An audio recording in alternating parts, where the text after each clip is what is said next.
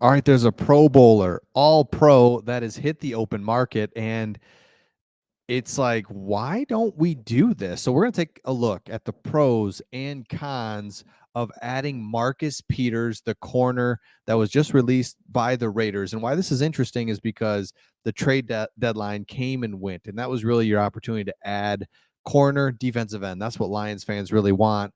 And so after that came and went, it's like, what are your options, right? Guys that are out there, and you've seen us add some veteran players, but I mean, these are guys on the that just haven't played. There's a reason they weren't on a team at the beginning of the year. Now you've got a guy that's just been released and ready to rock and roll. So let's talk about it and why he was released and if he makes a good fit. So secondary has been an area that we've just been looking at, and we'll show you why here in a second. Jerry, first it's Cam Sutton, not bad.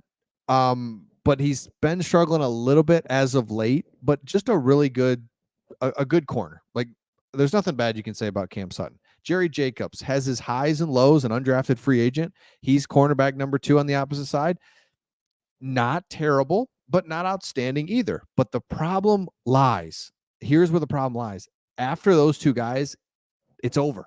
We've got nobody else. And so we've put Brian Branch in situations. We've tried to do different things, and it's the depth there is so bad. And we see that when other players come in, notably our boy, where's he at? Will Harris. It is just like, no, because Chase Lucas, they don't put him in. They put Will Harris in ahead of Chase Lucas at corner if there's a problem. So how bad is Chase Lucas?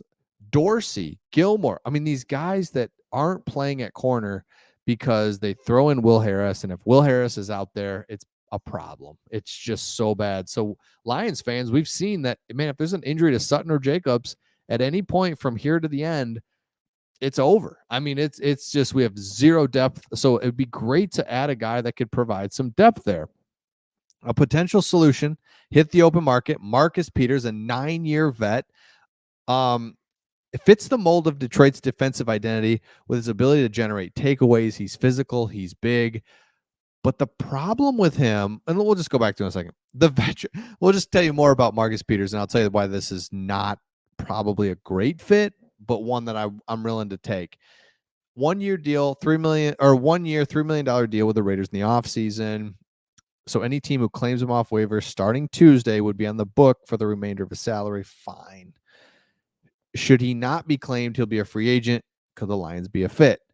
He has 33 career interceptions, and he actually had that pick 6 for 75 yards against Goff just a few weeks ago, which was just brutal. But he's been on multiple teams. The guy's not like a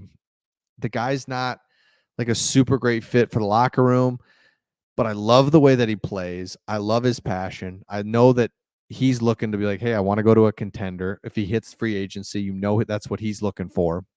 And if you're the Lions, all right, we got to eat the rest of your contract of $3 million, which you've played half of the season already. So we owe you 1.5. It's not working. You're a problem in the locker room. Cut you again. I mean, you know what I'm saying? Or you get a body. You get a reliable 9-year veteran body that can go behind our guys that, quite frankly, he could come in and play ahead of Jerry Jacobs. But it just allows us a little juice, a little something in the secondary. And for a defense that's debated like crazy, obviously on the channel, the comments, the defense is debated. Some people are like, the defense is playing good. Like, are you kidding me? Open your eyes. Other people are like, open your eyes. The defense is playing terrible. In any case, the defense needs some more consistency. We can all agree on that. Just be more consistent. Feels like we play really, really well. Then we play really, really bad. It's like, what's going on? This adds another guy, a veteran, a guy that's like, hey, I got a real chance to make the playoffs, get a home playoff game, possibly make a little bit of a run here with the team. I like the fit for Marcus Peters and for the Lions, and I think it's absolutely something you look at. So again, if you look at our depth chart, it's a no-brainer. I mean, Melon Fonwu has shown no ability to get really on the field. Tracy Walker's fine. You got Kirby Joseph. So like those are our safeties. Brian Branch is a great player that we kind of want to protect in that slot because he plays it so well. He can play against the pass or the run in that slot corner nickel situation. I mean, you really need that player in today's NFL. And then, Sutton and Jacobs, okay, fine. But man, if something happens to one of those two, the drop off is so severe because here comes Will Harris.